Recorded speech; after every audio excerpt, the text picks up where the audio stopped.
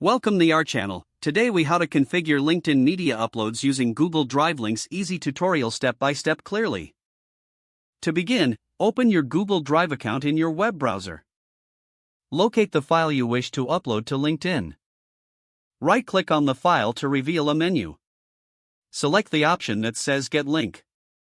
Make sure the link sharing settings are set to anyone with the link can view. Copy. Next, navigate to your LinkedIn profile. Click on the Start a Post option at the top of your feed. In the post editor, look for the link icon. Click on the link icon to open the link input field. Paste the Google Drive link into the input field. After pasting, LinkedIn will generate a preview of your content. Add any additional text or context to your post as needed. Once you're satisfied with your post, click the Post button. Your LinkedIn connections will now be able to access the media directly through the link. Consider testing the link to ensure it directs correctly to your content.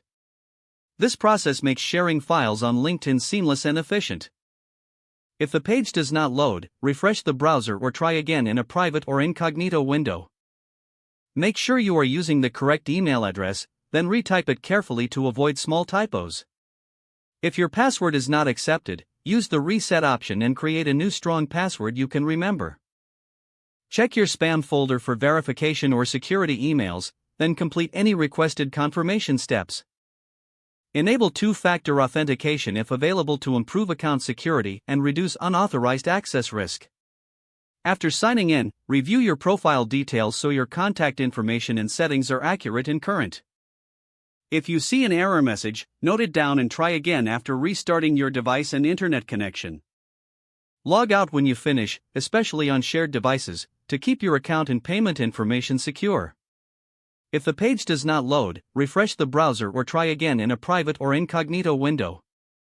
Make sure you are using the correct email address, then retype it carefully to avoid small typos.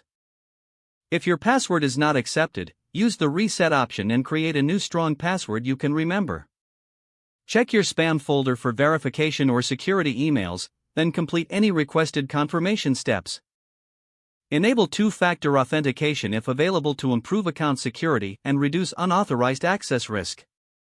Don't forget to like this video and subscribe to our channel for more step-by-step tech guides.